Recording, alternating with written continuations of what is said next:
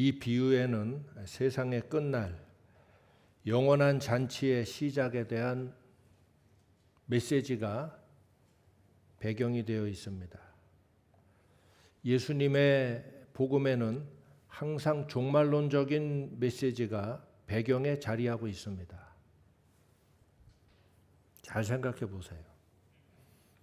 곧 이 세상의 종말이 이를 때가 반드시 온다는 것과 그때의 영원한 잔치 자리로 나아가는 사람들과 반대로 영원한 나라에 참여치 못하고 거부당할 사람들에 대한 경고가 담겨 있습니다. 그들은 영원한 어둠과 슬픔과 증오와 고통의 세계로 들어가게 될 것입니다. 이른바 지옥이라고도 하고 영원히 꺼지지 않는 유황 불못이라고도 말씀하는 곳, 또는 바깥 어두운 곳이라고 각기 표현되고 있는 곳입니다. 예수님의 비유 메시지의 그 베이스에 대한 이해를 이렇게 가지고 있다면 이제 오늘 읽은 10처녀의 비유에서 이 처녀들이 기다리던 신랑이 바로 재림의 주요 만왕의 왕이신 예수 그리스도시다 하는 사실을 알 수가 있겠죠. 이 베이스를 가지고서 예수님의 비유를 읽어야 돼요. 그 신랑은 예수 그리스도이십니다. 그러면 그 신랑이 이르게 될 때에 마침내 영원한 잔치에 들어가게 될 자들과 그 잔치에 영원히 소외될 자들이 나뉘어지게 될 겁니다. 혼인잔치는 하나의 메타포입니다. 영원한 행복과 사랑과 기쁨이 가득한 영원한 친교, 영원한 사귐을 의미하는 하나의 은유입니다. 그것을 혼인잔치로 여기 나타내고 있습니다. 그때의 천국은 마치 등을 들고 신랑을 맞으러 나간 10처녀와 같다 하리니 하면서 시작되죠. 그때의 천국은 마치 하고 시작합니다. 마치 이와 같다 했기 때문에 이것은 비유입니다. 그러므로 이 비유에서는 표현된 메타포를 이해하는 데 집중해야지 표현하지도 않은 메타포를 끌어와서 묵상하면 성경 묵상이 엉망이 되어버립니다. 다시 말해 여기 등장하지도 않는 신부를 상상하지 말라는 겁니다. 대개 사람들이 이 비유를 읽으면서 신랑이 등장하고 혼인잔치니까 당연하듯이 신부를 상정해서 말씀 묵상을 해나갑니다. 신랑이 나오고 이 배경은 혼인잔치니까 당연스럽게 그럼 신부는 누구? 하는 식의 사고를 하기 쉬운데 이러면 사유의 기초부터 다시 배우도록 해야 합니다.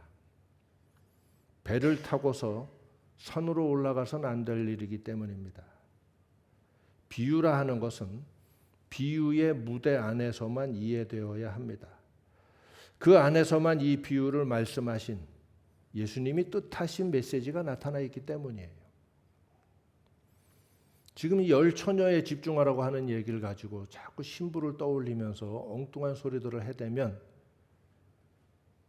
이 주님의 의도와 엉뚱한 방향으로 나가게 돼요. 자, 우리는 이 10처녀에 주목합니다.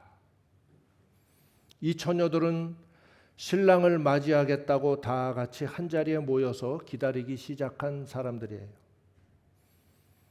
그들은 각기 다 등을 밝히고 나와서 이제 신랑을 맞이하러 기다리기 시작합니다.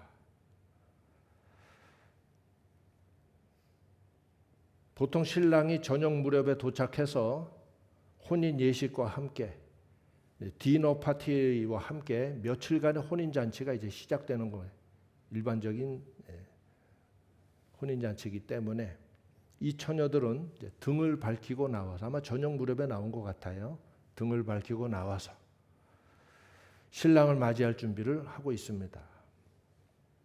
그런데 이야기는 우리가 익히 아는 바와 같이 흘러갑니다.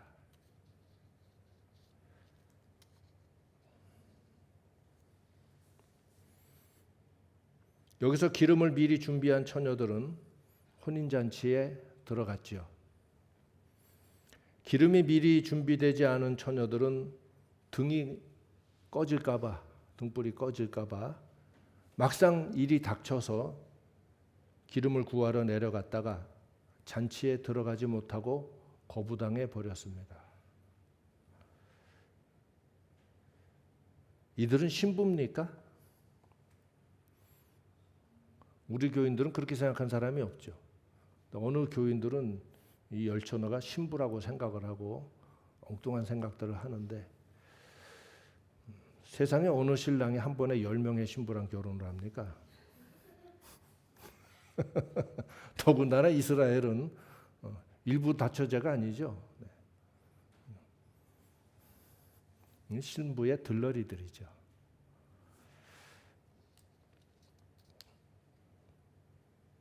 우리가 흔히 생각하는 것처럼 이 기름은 성령을 의미합니까?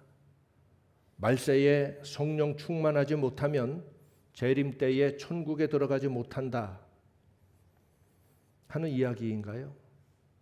그럼 이 기름이 준비된 처녀들, 기름이 준비 안 된 처녀들, 기름이 성령이라면 등불은 뭐예요? 그럼 등불이 성령이었구나. 그럼 등불이 성령의 불이면 기름은 다시 뭐가 되나요? 이렇게 알레고리적으로 아무데나 갖다 붙이면 비유가 해석되는 게 아니에요. 안타깝게도 예수님은 해석의 어떤 단초도 제공해 주지 않으시고 그냥 비유를 말씀하신 것만 같아요.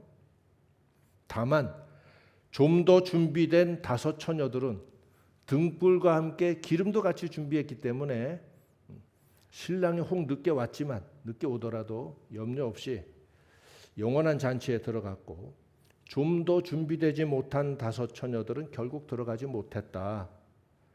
이 영원한 잔치 그 주인으로부터 거절당했다 하는 게 지금 이 이야기의 전부이죠.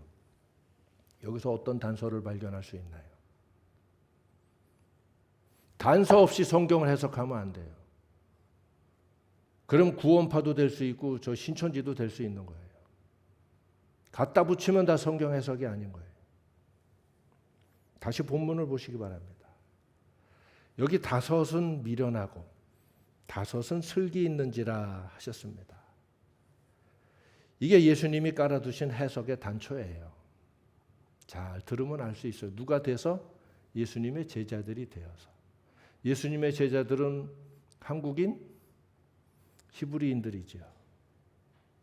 그들은 어려서부터 율법과 말씀을 듣고 알았죠. 왜? 랍비들이 동네마다 있고 또 유명한 랍비의 말씀은 또 소문처럼 퍼져나가고 하니까.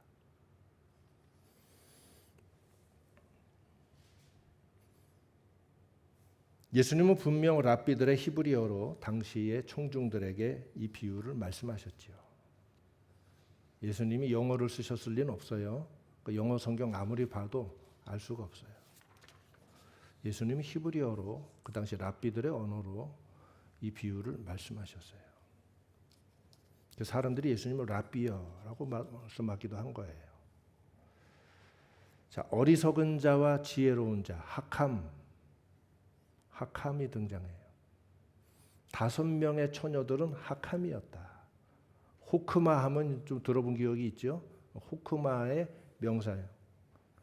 하캄이에요. 지혜로운 자들, 지혜자들. 어리석은 자와 지혜로운 자가 대조되고 있죠. 이 이분법적인 대조, 특히 어리석은 자와 지혜로운 자의 이분법적인 대조는 잠언의 지혜 문학이죠. 잠언의 핵심 용어입니다. 잠언의 두 주인공이 등장하죠. 한 그룹은 슬기 있는 자, 하캄, 호크마를 따르는 자들. 반대인 자는 어리석은 자들, 미련한 자들에 해당돼요. 이게 잠언의 두 그룹의 주인공들이에요. 이게 대조돼서 잠언의 지혜의 교훈들이 쭉 선포되고 있죠. 그 당시에 청중들은 랍비들을 통해서 또는 가정교육을 통해서 지혜 문학의 교훈들을 익히 들어서 알기도 했을 거예요. 그렇지 못한 더 무지한 사람들도 있었겠지만 유대교 중심의 사회에서 어리석은 자, 즉 미련한 자라는 이 용어, 이런 개념은 하나님의 토라로부터 떠난 자를 상징하는 거예요. 그러니까 저주의 자식, 버림받은 자식, 하나님의 회의에 들어오지 못할 자식, 멸망의 자식, 망하는 놈, 이런 게 어리석은 자라는 용어가 상징하는 의미예요. 하나님의 율법으로부터 떠나 있다. 그럼 지혜가 뭐냐? 지금 지혜 문학 강의를 할 수 없지만 간단히 말해서 유대교 사회에서 지혜, 즉 호크마라고 하는 것은 바로 하나님의 토라를 일컫는 거예요. 하나님의 말씀이 곧 모든 지혜의 원천이다. 따라서 지혜자, 즉 학함은 무엇이냐? 하나님의 말씀, 하나님의 율법, 즉 하나님의 토라를 잘 지키고 하나님의 교훈을 따라 살아가는 자가 곧 지혜자예요. 그의 길에는 하나님이 예비하신 모든 생명과 축복된 길들이 예비되어 있고 열려 있다. 시편 1편에 아슈레이 하이시하고 시작되죠. 복되도다 이 사람은 어떤 사람? 여호와의 말씀을 즐거워하여 그 율법을 주야로 묵상하는 자로다. 하나님의 토라를 즐거워하여 그 율법을 주야로 묵상하는 자로다. 이 사람이 복되도다 아슈레이 하고 말씀하고 있죠. 바로 잠언에 있는 그 지혜자, 하나님의 토라를 주야로 묵상하고 그 길을 따라 행하는 사람과 시편 1편에 복 있는 사람은 정확하게 일치하고 있어요. 이게 지혜 있는 자요. 따라서 유대교 사회, 고대 유대교 사회에서 지혜자라 하는 이 용어는, 지혜 있는 자라 하는 용어는 하나님 마음에 합한 사람, 하나님의 뜻을 따르는 사람, 하나님이 가르치시는 길을 따라 준행하는 사람, 이는 복된 자요 하나님의 나라에 들어가며 오늘도 하나님의 은총 가운데 있는 자다. 하나님의 생명 가운데 살아가는 자다 하는 개념이 있어요. 그래서 우리식으로 산상수훈을 이해하면, 지금 이거 산상수훈은 아니지만 산상수훈으로 잠깐 들어가서 형제에게 나아가라 하는 자는 지옥에 떨어질 것이고 이런 말씀이 나오죠. 그래서 우리가 형제한테 욕하면 지옥 가는구나, 욕 쓰면 안 된다, 이렇게 교훈을 하지만 뭐 그렇게 넓게 해석해도 괜찮아요. 여기에서 형제에게 나아가라, 미련한 자라 하는 자는, 이런 말씀이 예수님 나오죠. 이 미련한 자는 우리식으로 이 공부 못하는 놈, 덜 떨어진 놈, 머리 안 좋은 놈, 이런 욕이 아니라 여기서 미련한 자라는 자는 바로 이 지혜 문학에서, 유대교 사회에서의 미련하다는 용어는 하나님께 버림받은 자식이라는 거예요. 지옥의 자식이라는 거예요. 아무리 형제가 그렇게도 야 이 개멍멍아 뭐 이럴 수는 있어도 이 지옥에 들어갈 하나님께 버림받은 자식아 이렇게 욕할 수는 없잖아요. 그렇게 하지, 그런 저주를 하지 말라는 거예요. 자, 이 미련한 자라고 하는 용어가 뭘 의미하는지 거기까지 들어가는 거예요. 다시 와서 여기 지금 10명의 처녀가 신랑을 맞으러 나갔는데 5은 미련하고 5은 학함이었다. 지혜 있는 자들이었다. 그들이 이제 신랑을 맞이하겠다고 등을 들고 나가서 이제 기다리고 있다.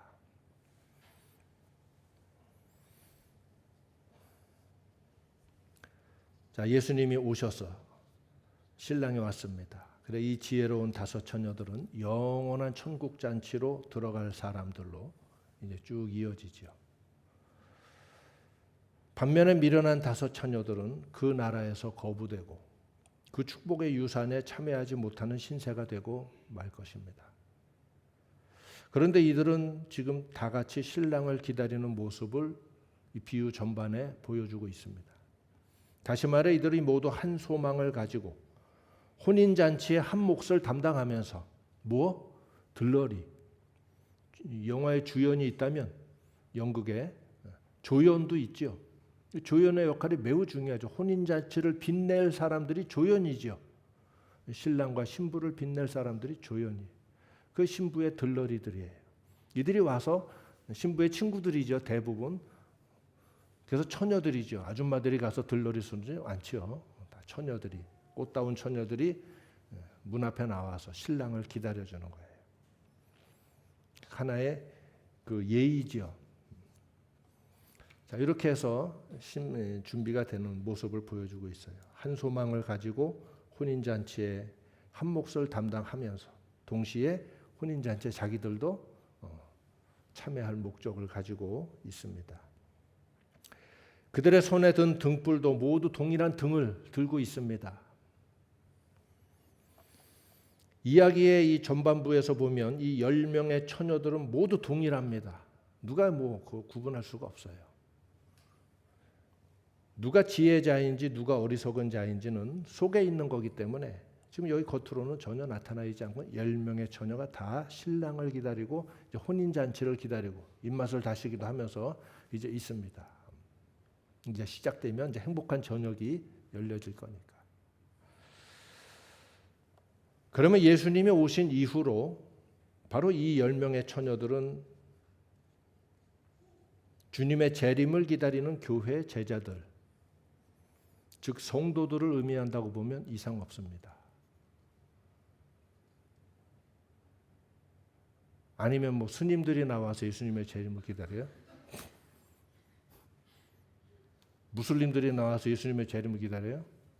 당연히 10명의 처녀들은 10명의 처녀들은 교회를 상징하는 거죠.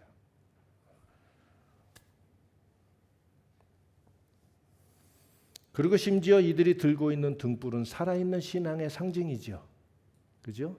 또 자기들의 정체성을 상징하는 거죠. 우리 들러리예요. 신랑님 오세요. 우리가 지금 기다리고 있습니다. 다.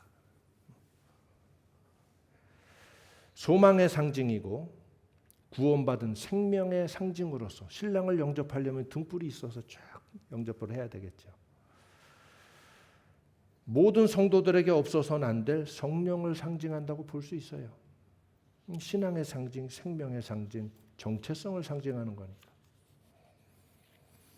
복음을 통해 빛을 얻고 은혜에 참여한 자들입니다. 성경에 이 말씀이 나오죠. 복음의 비침을 얻고 은혜에 참여한 자들이라는 용어가 나와요. 그 믿음이 있기 때문에 다시 오실 예수님을 맞이하러 지금 등불을 들고 나와 있는 거예요. 그런데 예수님이 믿고 나서 바로 재림하지를 않으셨습니다. 아직도 안 오고 계십니다. 혹시 여러분의 동네에 오셨나요? 아직도 우리 동네엔 예수님이 안 오셨어요. 10년 동안 예수를 믿고 기다렸는데도 예수님이 오신다더니 여전히 안 오고 계십니다. 나는 우리 고조 할머니 때부터 기다려왔는데도 아직도 안 오고 계세요.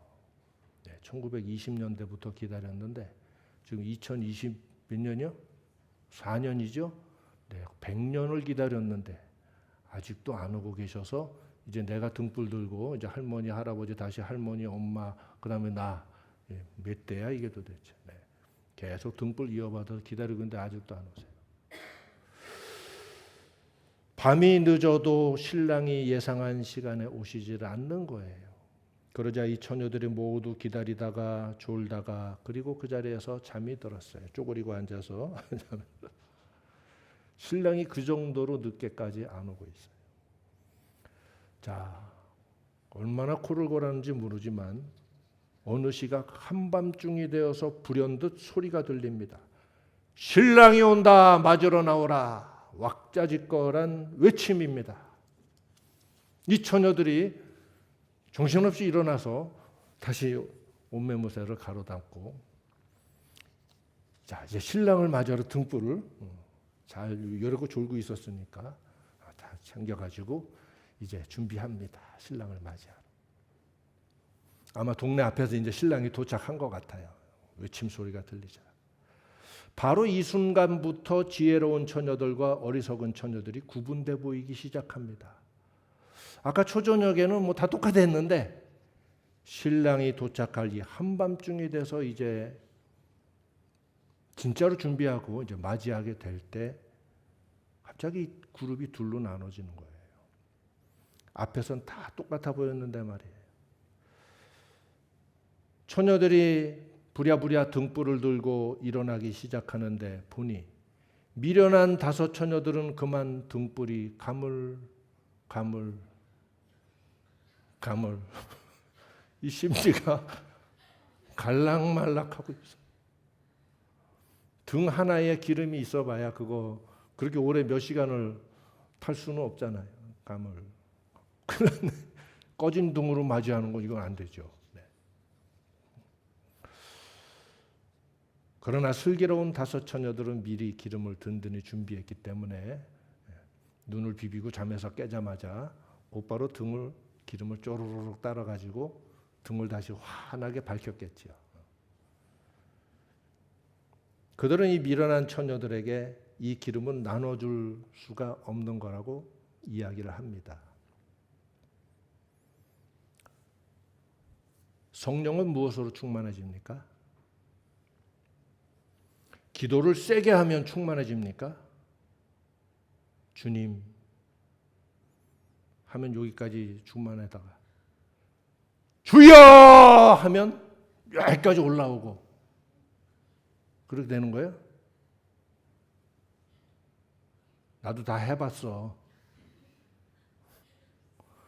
그게 충만해지려고 그러는 게 아니거든. 답답해서 큰 소리를 부르짖는 거거든. 그러면 박수를 세게 치고 목소리가 피맺히게 부르짖으면 좀 충만해지네. 찬양을 뜨겁게 하면 그럼 성령이 충만해집니까? 악기를 한 3개 쓰다가 한 5개 정도 쓰고 드럼도 새 거로 바꾸면 성령이 좀 충만해지나요? 그래서 이 미련한 처녀들이 기도실에 빨리 갔다가 왔습니까? 성령 충전하러?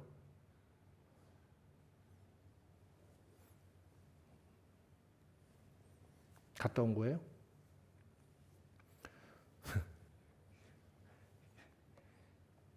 얼마나 병신같이 성경의 고귀한 진리를 천박하게 이해들 하고 있는지 모르겠습니다. 하나님의 거룩한 영이 여러분이 박수 세게 치고 목소리에 피가 맺히게 부르짖으면 여러분에게 충만히 임하시는 겁니까? 이게 뭐 80년대 남대문 시장입니까? 주여 주여 부르짖으면 성령이 충만해지는 거예요? 뭐 급속 충전되는 거예요? 주여 하면 완속 충전. 주여 주여 주여 하면 초고속 충전.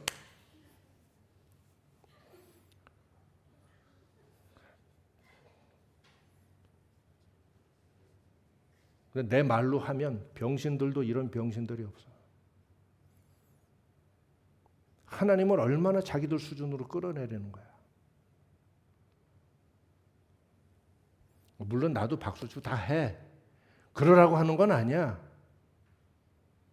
그걸로 성령 충만 됐으면 난 벌써 진작에 도사가 됐어. 물론 전도사가 되긴 했었지만 도사가 못 돼서 전도사가 된 거야. 어쨌거나 하나님의 거룩하신 영 어떻게 하면 충만해질 수 있나요? 꺼져가는 등불을 어떻게 다시 살릴 수가 있나요? 기름이 등을 밝히지요. 기름이 등에 불이 꺼지지 않도록 하는 겁니다. 기름이 준비가 안 돼서 지금 이 문제가 벌어진 거죠. 기름이 준비됐던 처녀들은 아무 문제가 없었죠. 왜? 불이 안 꺼지니까. 꺼질 수 없는 불이니까. 내가 잠을 자도 이 불은 안 꺼져. 왜? 여기 기름이 있거든. 그죠? 내가 눈 부릅뜨고 있으면 등불이 안 꺼집니까? 그럼 왜 차에 기름이 다 떨어져도 눈 부릅뜨고 운전을 하지 그래? 머지않아 레카에 끌려가는 꼴을 당하겠지만 눈 부릅뜨고 기름 쳐다보고 있으면 불이 안 꺼지는 거예요? 아니 기름이 아니라 등불을 쳐다보고 있으면? 내가 자도 기름이 있으면 등은 안 꺼지는 거예요. 아무리 눈을 부릅뜨고 심지랑 눈싸움을 해도 기름 떨어지면 꺼질 거 아니에요. 심지를 태워 먹거나 결국은 꺼지죠. 뭐가 등을 밝힌다? 기름이. 뭐가 불이 꺼지지 않게 한다? 기름이. 심지가 타는 게 아니죠. 기름이 심지에 불에 동력을 주는 거죠. 기름이 불의 존재의 원천이 되는 거죠. 계속 기화되는 이 가스가, 이 오일이 가스가 돼서 계속 기화가 돼서 불이 활활 살아있게 해주는 거죠. 기름이 떨어지면 불은 심지를 조금 태우다가 꺼져버려요. 기름이 뭐예요? 그걸 알면 문제가 해결되겠네. 기름을 누가 준비했습니까? 어리석은 5 처녀 중에 혹 기름 준비한 어리석은 처녀가 있나요? 이게 어리석다가 꼭 이런 짓을 하네. 그래서 기름이 준비돼 버렸네. 이런 처녀가 있나요? 없지요. 왜? 어리석은 자는 기름을 준비할 수가 없어요. 기름을 준비한 자가 누구냐? 지혜로운 처녀, 슬기로운 5 처녀, 학함이에요. 구약 성경의 용어로 말하면 정확히 5명의 학함이에요. 5명의 지혜자. 잠언의 지혜 문학을 떠올려 보세요. 그림이 그려질 거예요. 안 그려져도 할 수 없어요. 노력하세요. 5명의 지혜자예요. 이들이 준비한 기름은 뭘까요? 하나님의 의의 말씀, 의의 가르침, 의의 가치, 의의 정신, 의의 신념, 의의 행동, 째데크죠. 기름의 핵심이 뭔지 알았어요? 콩기름도 들기름도 아니고 올리브 기름도 아니고 이 기름은 째데크의 기름, 의의 기름. 모든 하나님의 토라의 말씀이 본질이 의의 째데크예요. 성경은 이 말씀을 의의 말씀이라고 하죠. 이 째데크, 이것은 신성하고 거룩하고 영원한 것입니다. 우리가 있기 전부터 이 의가 있었고 째데크. 우리가 존재하는 이 순간에도 의는 면면히 존재하고 이 세상이 불의로 가득할지라도 째데크, 이 의는 세상이 존재하기 전부터 있어 왔기 때문에 여전히 존재하고 있고 사람들이 밟는다고 밟혀지지 아니하며 그들이 살아가는 세상이 더럽혀지고 어두워질 뿐이지 이 째데크는 영원히 손상되지도 않아요. 영원해요. 거룩하고 신성하고 영원하고 이것은 바로 하나님의 본질입니다. 이것을 인간이 지니면 영생할 수밖에 없습니다. 이 의를 상실했기 때문에 예수님이 오셔서 우리에게 의를 다시 얻을 기회를 마련해 주신 거예요. 이 째데크를. 그래서 예수를 믿고 거듭난 자를 무엇이라 한다? 의인이라 한다. 째데크라 한다. 의로 칭하신다. 의롭다 인정하신다. 째데크라 인정하신다. 의를 다시 되찾아주기 위해. 이게 바울이 로마서에서 그처럼 역설한 복음의 메시지입니다. 이 의, 이 째데크를 인간이 받아먹을 수 있는 말로 설명해 준 것이 토라예요. 그것이 시내 산에서 하나님이 모세를 통해 이스라엘 백성들과 언약하면서 주신 교훈의 말씀, 규범의 말씀, 이것이 토라입니다. 예수님이 말씀하셨지요. 성령이 오시면 뭘 하신다고 그랬습니까? 성령이 오시면 불을 준다고 그랬나요? 누가 그런 말을 했어? 근데 왜 성령 받으라 하면 불 받으라 이 말로다가 받아들입니까? 물론 마음이 뜨겁지. 뜨거워지는 현상이 있지. 그게 성령이에요, 그럼? 열 받아도 뜨겁잖아요. 그럼 성령 받은 거야? 쌈박질하러 다녀야 되겠네, 그러면? 교회에서 기도하는 것보다 그게 더 쉽겠네? 뜨거우면 다 성령이에요? 그건 아니죠. 하나의 현상이죠. 성령이 오시면 뭘 한다고 그랬어요? 말씀을 생각나게 하고 이해하게 하고 깨닫게 도와준다고 그랬죠. 말씀을 이해하고 깨닫게 도와주는 게 성령이 하시는 일이다. 또 예수님은 요한복음 14장에 그가 오시면 죄에 대하여 의에 대하여 심판에 대하여 세상을 책망하실 거라고 말씀하셨습니다. 성령이 오시면 불을 준다고 도대체 누가 말을 한 거예요? 난 예수님이 그렇게 말씀하신 적 들어본 적이 없는 것 같은데. 하신 말씀은 제대로 기억도 안 하고 하지도 않은 말씀은 마치 들은 것처럼 생각들을 하고 앉았으니 개그 프로그램 보러 TV 틀 필요 없어요.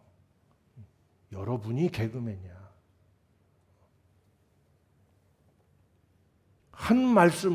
하신 말씀은 제대로 기억도 못하고 하지도 않은 말씀은 뭐 들은 것처럼 하고. 이게 지금 교회의 자화상들입니다. 그러니 다들 등불을 갖고 신랑을 맞으러 나간대. 그래서 예수님이 기다리시는 거예요. 기름 다 다를 때까지.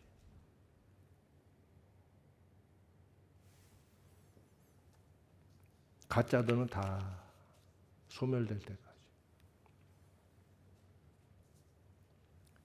여러분, 기름이 불을 살아있게 합니다.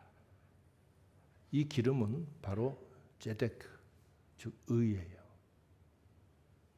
내가 불의한데 구원을 받아서 하나님이 나에게 잃어버린, 아담이 에덴 동산에서 잃어버리고 상실해버린 그 의를 되찾아 주셔서 영원한 생명, 하나님과 동일한 영원한 생명을 가질 수 있게 해주셨어요. 그래서 구원받은 자를 뭐라 말한다? 의인. 따라합시다. 의인. 의롭다 하신다. 자, 성경에 계속 이렇게 말씀하고 있죠.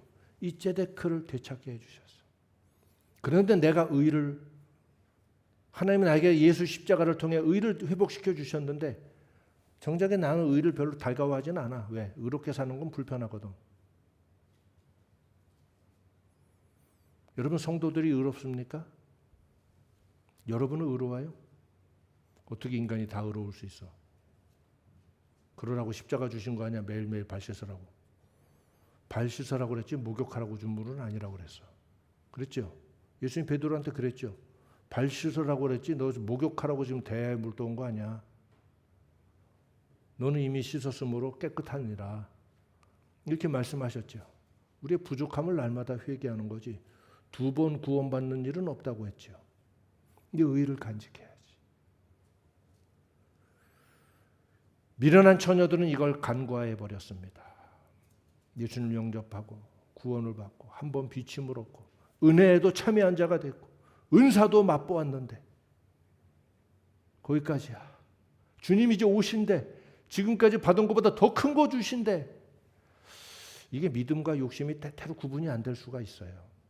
그래서 하나님은 우리에게 고난과 핍박을 허락하십니다. 가짜들은 떨어져 나가라고. 아니, 회개하고 정신 차리고 진짜 챙기라고. 욕심으로 내가 구원받으려 하는지, 욕심으로 천국을 얻으려 하는지. 많은 사람들이 욕심 자극해가지고 사람들 교회로 불러 모으고 그런 사람들이 교회에 와글와글 하면 교회 부흥됐다고 좋아합니다.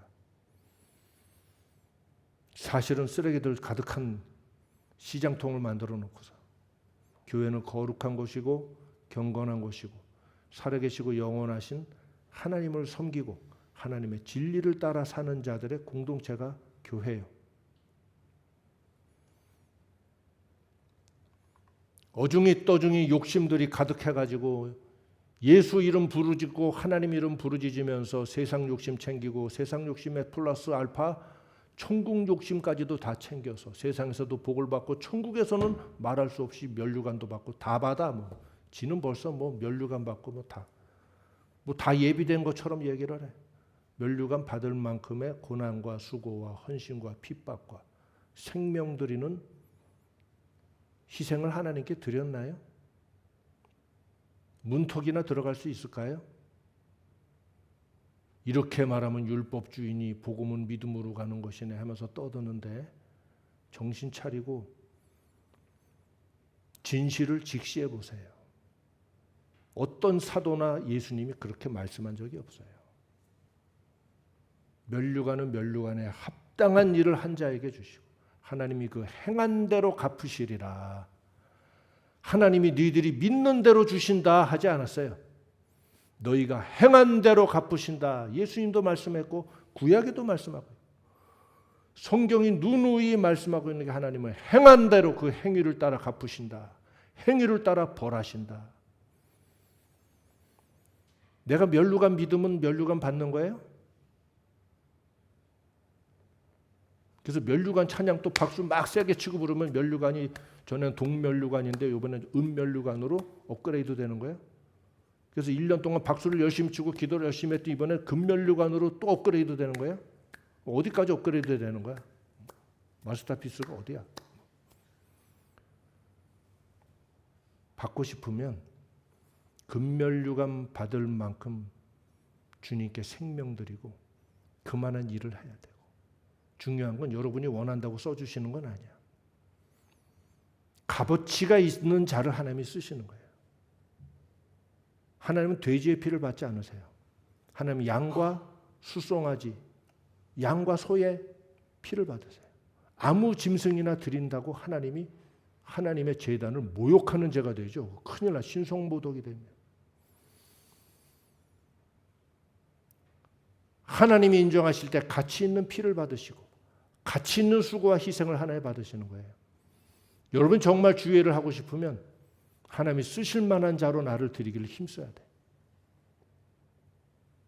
그렇게 해서 하나님 앞에 쓰임 받을 때 나의 희생과 헌신을 보시고 내가 땅에서 포기하고 수고하고 하나님을 위해 버리고 희생하고 십자가 지고 간 눈물과 생명을 하나님이 갚으시고 보상하셔서 하늘의 영원한 영광과 면류관을 각각의 수고와 상급에 따라 주신다. 할렐루야. 얼마나 복음을 개떡같이 읽고 개떡 같은 신앙관을 가지고 자기들 멋대로 인생과 이 교회 생활들을 해나가는지 몰라요. 근데 이 5 처녀들도 신랑 맞이하겠다고 나와 있는 꼴을 보세요. 옷은 다 똑같이 입고 있어. 등불도 다 똑같아.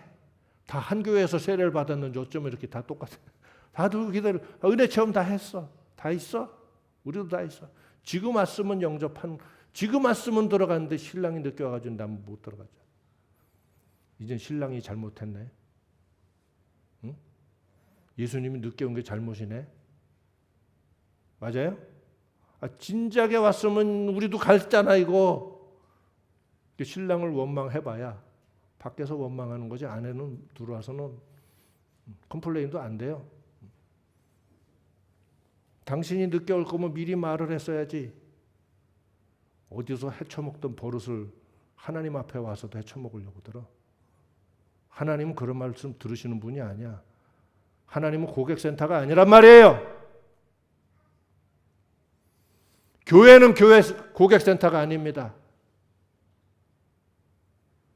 어디서 해먹던 버릇들을 가지고 하나님 앞에 와서 그럴 거면 미리 말씀하셨어야지. 정신 똑바로 차리세요. 하나님은 만왕의 왕이시고 모든 심판자들을 심판하시는 하나님이시고 모든 생명 있는 것들과 생명 없는 것들의 창조주 되시는 하나님이시고 오늘도 살아계신 지극히 높으신 유일하신 하나님이세요. 준비를 하려면 우리가 알아봤어야 되고 상 받기를 원하면 어떻게 하면 상을 받아야 되는지 우리가 물어봤어야 되고 내가 알아서 챙겼어야 되고 내가 똑바로 정신 차리고 살았어야 하지. 왜 나를 이렇게 하셨나요?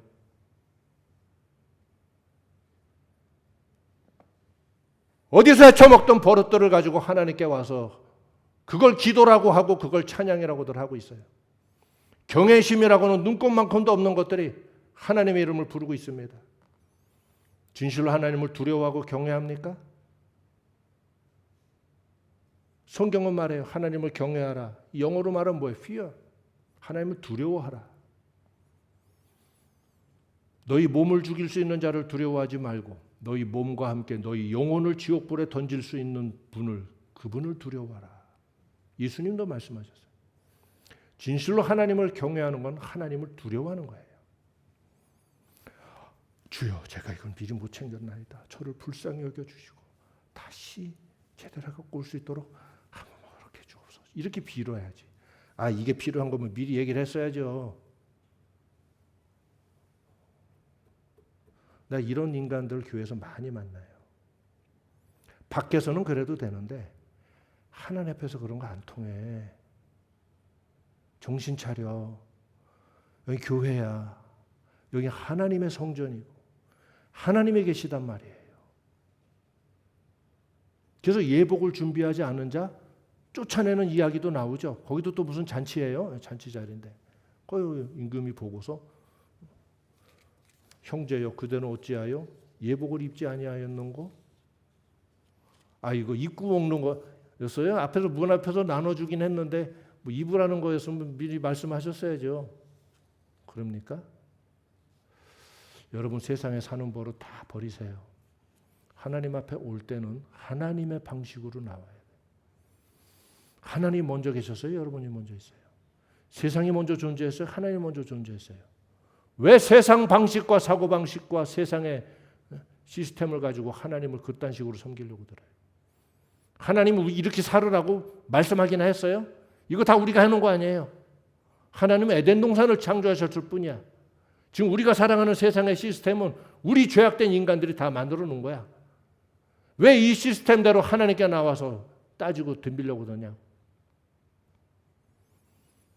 에덴 동산이 이렇게 됐을 것 같아요? 에덴 동산에 무슨 고객센터나 있었을 것 같아요? 없잖아요.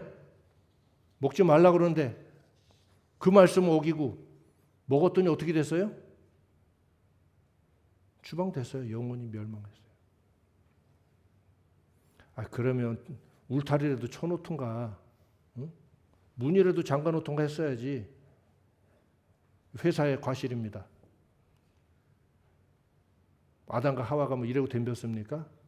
만약 그러고 덤볐다면 그 자리에서 산채로 아마 지옥불에 던져버렸을지 몰라요. 그러지 않았기 때문에 쫓겨만 난 거지. 정신 차려요. 우리는 원래의 자리로 되돌아가야 됩니다. 세상은 미쳐 있어요. 원래 우리가 어떻게 시작됐는지를 기억도 못하게 만들어요. 그리고 지금 우리가 있는 이 바탕에서 하나님을 찾게 만든단 말이야. 그렇게 서비스를 해줘야 또 교회는 부흥이 되니까. 교회는 그런 곳이 아닙니다. 이 미련한 다섯 처녀들 이걸 간과해 버렸어요. 기름을 준비해야 된다는 사실을 간과했죠.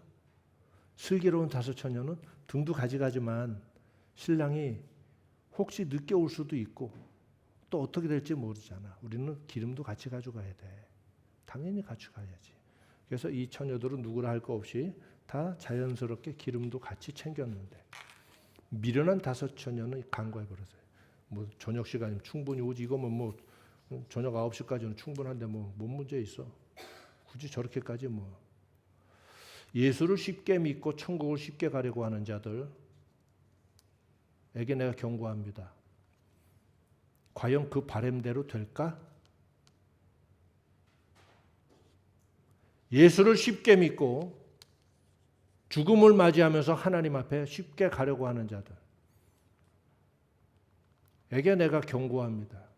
과연 그 바람대로 될까? 복을 받기 원하면 하나님의 방식대로 나와서 하나님께 복을 구하세요. 구원 얻기를 원하면 하나님의 방식대로 와서 하나님 앞에 구원 받기를 호소하시고, 천국에서 상 받기를 원하면 천국의 방식대로 와서 상 받기에 합당한 내 자신으로 살아가고자 결단하고 실천해 나가시기 바랍니다. 그러면 이 약속은 영원히 변함없는 약속이라 반드시 약속대로 상을 주시고 영생 구원을 주실 줄 믿습니다. 믿으시기 바랍니다. 약속이에요.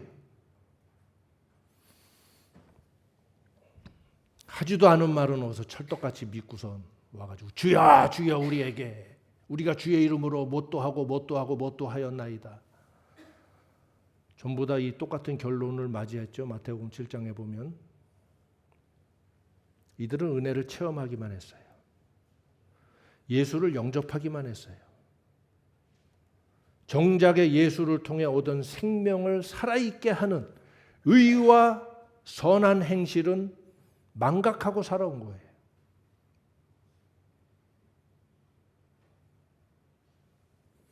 예수를 믿고 건 잘했어. 은혜를 체험한 거 잘했어. 복됐어. 그러면 이 생명이 살아있게 하기 위해서 뭐 때문에 내가 떠나 있었고 망해 있었나? 거꾸로 생각하면 되잖아. 내가 왜 죽어 있었나? 제덱, 하나님의 의, 그리고 선한 행실을 따라서 이걸 지켜나가고, 아직 부족하고 잘 모르지만 더 알아갈수록 완전해지고, 이 성장이죠. 하면서 생명이 살아있게 하고 끝까지 변함없게 하는 의와 선한 행실을 따라 나아가야만 해요. 이런 걸 다 간과해버리고 그러면서도 들은 욕심은 또 있어가지고 예수님의 재림은 바라고 천국잔치에 들어가기는 또 다들 원하죠. 그리고 면류관을 뭐 들어가면 다 주는 줄 아나 봐. 뭐 야구장 들어가면 뭐 기념 모자 하나씩 나눠주듯이 뭐 천국 들어가면 다 면류관 주는 줄 알아요? 정신 차려요.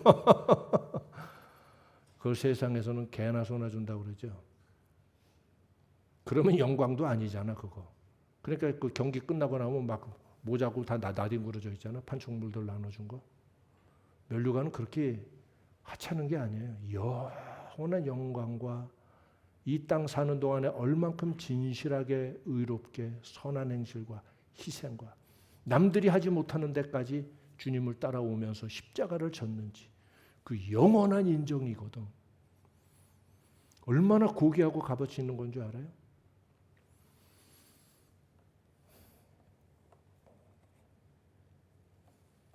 정작에 중요한 건 다 간과해버리고 알량하게 시작할 때 체험했다, 받았다, 먹었다, 있다, 불 켜졌다, 이거 가지고서 남들 받는 걸 다 받으려고 살아온 이러한 사람들을 어리석은 자라.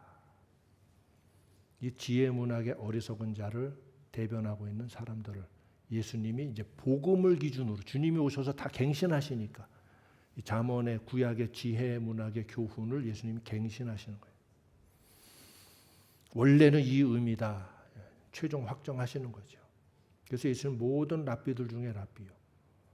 모든 말씀의 근원 되신 분이라 사도 요한이 요한복음 1장을 기록한 거예요. 우리는 이것이 바로 지금 말세에 처해 있는 교회들의 실상입니다. 대부분 사람, 아니 많은 사람들이 이러고 있는 것 같아요. 우리는 정신을 차리고 깨어야 합니다. 그래서 오늘 이 비유를 말씀하신 예수님의 결론이 뭡니까? 그런즉 깨어 있으라. 따라합시다. 그런즉 깨어 있으라. 그런즉 깨어 있으라. 올바른 가르침에 깨어 있으라. 정신 차려라. 여기 그런 데 아니다. 정신 차려라. 이 세상 진짜 불로 멸망한다. 정신 차려라. 그때 같이 못 돌아가면 문 닫히고는 다시 열어주는 일 없다. 우리가 구원받고 약속받고 상급 얻을 기회는 지금 이 세상 주신 이 삶의 한순간의 기회일 뿐이다. 이게 언제인지는 아무도 모른다.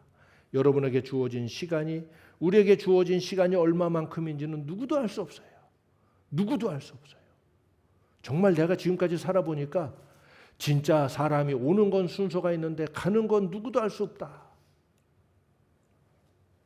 하나님만이 아신다. 나에게 주어진 시간 동안에 내가 하나님의 의를 추구하고 그 의의 가치를 내가 지녀서 그 빛을 발하고 그리고 선한 행실을 통해서 하나님이 원하시는 그 믿음의 삶을 보여드리고 더 할 수 있다면 주여 나도 주를 위해 일하게 하여 주옵소서. 나도 주님이 지신 이 십자가를 지고 주를 따라가기를 원하나이다. 이것이 제자의 길이라 하셨나이다. 그러므로 나도 내 십자가를 지고 주를 따를 수 있도록 주여 저를 인도하여 주시고 저도 그렇게 할 수 있는 자가 되게 하여 주옵소서. 이렇게 돼서 여러분도 여러분의 십자가를 져야죠. 이런 자들만이 천국에서 뭐 받을 거를 기대할 수 있는 거예요. 할렐루야. 그렇다고 무조건 십자가 진다고 또 아무거나 주워서 막 따라가지 마세요. 제발 좀 자격부터 갖추어 준비부터 제대로 하고 흉내낸다고 다 못 받잖아. 마태복음 7장 읽어봐. 주의 이름으로 귀신도 쫓아내고 병든 자도 고치고 여러 가지 일을 했지만 쫓겨났잖아. 남들 한다고 아무거나 막 지고 가지 말라고. 기름이 뭐라 했어요? 제데크, 의의 기름이에요. 선한 행실의 기름이에요. 이 의로움의 바탕 위에서 내가 준비되고 나도 주를 위해서 십자가 지고 가는 것이 마땅한데 이렇게 내가 밥만 먹고 살 수는 없나이다. 하나님 아버지, 저도 주를 위해 일할 수 있게 해주옵소서. 내가 먼저 준비됐나 돌아보고 하나님의 은혜를 주셔서 사명을 허락하셔서 그 사명을 따라 내가 나에게 맡겨진 것 충실하게 지고 나간다면 하나님이 중간중간에 확인해 주시지요. 그리고 마침내 우리가 천국에 도착하게 될 때 영원한 위로와 상급과 또는 면류관을 얻게 될 줄 믿습니다. 할렐루야. 이런 사람이 되어야지. 성도에는 성도의 면류관이 있는데 아무것도 못 쓰고 맨머리로 있어도 천국에 있는 게 어디냐 싶지만은 요한계시록 보면 다들 면류관 쓰고 있단 말이에요. 그 종류가 달라서 그렇지. 이게 구원의 길이고 이게 제대로 정신 차리고 예수 믿는 길이구나. 예수님 말씀 그런즉 깨어 있어라. 정신 차려라. 깨어서 제대로 배우고 인생을 제대로 살아라. 너에게 주어진 시간이 영원하지가 않다. 언제 신랑이 올지 아무도 알 수 없다. 올바른 가르침에 잘 깨어서 제대로 준비하시기 바랍니다. 슬기로운 다섯 처녀처럼 하시기 바랍니다.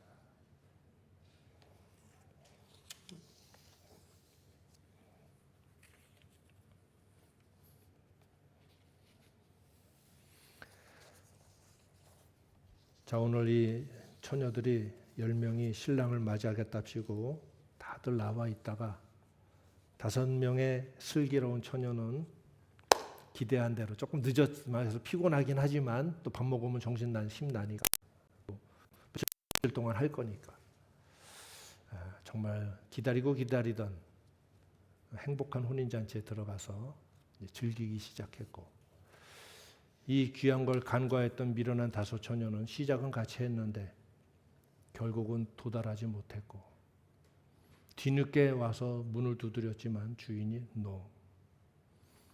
심판의 때는 심판 전까지만 준비가 가능하고 회개도 가능하다. 심판이 시작되면 아무도 더 이상 아무것도 할 수가 없다 하는 거예요. 마음에 새기고 주어진 시간을 잘 삽시다. 내가 죽도록 충성하라. 그리하면 내가 생명의 면류관을 내게 주리라. 예수님의 말씀이에요. 죽도록 충성합시다. 충성이 가능한 자격이 있는 주여 저도 충성할 수 있도록 기회를 하게 해주옵소서. 그러면 이제 씻어야 돼. 준비돼야 돼. 정신 차리고 가다듬어야 돼. 그리고 네 자격에 맞는 자리에 와서 일을 해야 돼. 이런 거 다 있어요. 그거 주시면 정말 기쁘게 알아서 죽도록 충성해야 돼. 이런 자가 주님이 원하시는 성도의 한 사람 한 사람의 모습이에요. 미련한 5 처녀 와서 시작만 하고 같이 기다리기만 하면 되는 줄 아무 생각들이 없어요.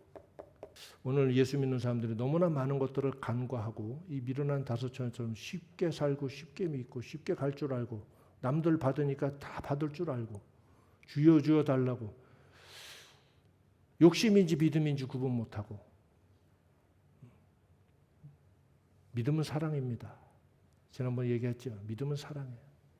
하나님 아하브 하는 거예요. 믿음은 욕심이 아니에요. 천국은 무엇으로 가나? 욕심으로 간다. 말은 믿음이지만 그 내용은 욕심이다. 나도 먹어야 되니까. 아니, 천국은 진실한 자들이 들어가는 거예요. 기도합시다. 주여, 주의 오실 날 우리 목사님은 고조 할머니 때부터 지금까지 기다리셨다는데 그러면 충분히 이제 오실 때 가까워 오셨겠군요. 이제 진짜로 되고 있어요. 지금 이제 세상이 심상치 않죠? 전 지구가 심상치 않게 돌아가는 이 현상이 있을 거라는 걸 요한계시록에 미리 다 말씀했어요. 이 모든 심상치 않은 세계 가운데 이제 언제 주님이 오셔도 이상하지 않을 때가 되어 있어요. 주여, 저희들이 슬기로운 다섯 처녀와 같은 인생을 살게 하여 주옵소서. 우리 각자 하나님 앞에 한 2분 동안 기도하고 마칩시다. 은혜의 아버지 하나님, 감사하고 사랑합니다. 저희를 불쌍히 여겨주시고 사랑하여 주셔서 하나님의 진리의 교훈 가운데로 인도해 주시니 참으로 감사합니다. 아버지 하나님, 저희가 이 말씀들을 들을 때에 사람의 말로 하지 아니하고 하나님의 하시는 말씀으로 듣고 받아 성경을 보고 깨닫는 눈이 밝아지게 하여 주시고 이 슬기로운 다섯 처녀들과 같이 겸손하고 경건하며 참으로 하나님 나라를 위하여 참 사력 있게 준비되고 부족함이 없게 하여 주시사 천국 잔치에 들어가며 흠이 없는 자들로 일생을 살아갈 수 있게 하여 주시고 내가 죽도록 충성하라, 그리하면 내가 생명의 면류관을 내게 주리라 말씀하셨사온데 하나님 아버지, 게으름과 나태함과 안일에 빠져 살지 말게 하시고 저도 살아가는 동안 하나님의 일을 할 수 있게 하여 주시고 하나님의 영광, 하나님의 복음을 위하여 일할 수 있는 인생 되게 하여 주셔서 참 이 세상 살아간 인생 다 마칠 때에 살아온 시간이 복되고 보람되며 하나님 앞에 상급과 영광과 면류관과 무엇보다 천국에 들어갈 수 있는 이 귀한 영광과 은혜를 소망할 수 있게 하여 주시고 자랑스럽게 하나님 나라에 들어갈 수 있는 저희를 되도록 저희들의 살아가는 삶이 헛되지 않게 하시고 게으르지 않게 하시고 세상의 죄악에 취하지 않게 하여 주시고 깨어서 하나님의 진리의 빛, 복음의 빛을 바라는 참 제자의 삶을 살게 하여 주시옵소서. 감사하고 사랑합니다. 예수님의 이름으로 간절히 기도합나이다. 아멘.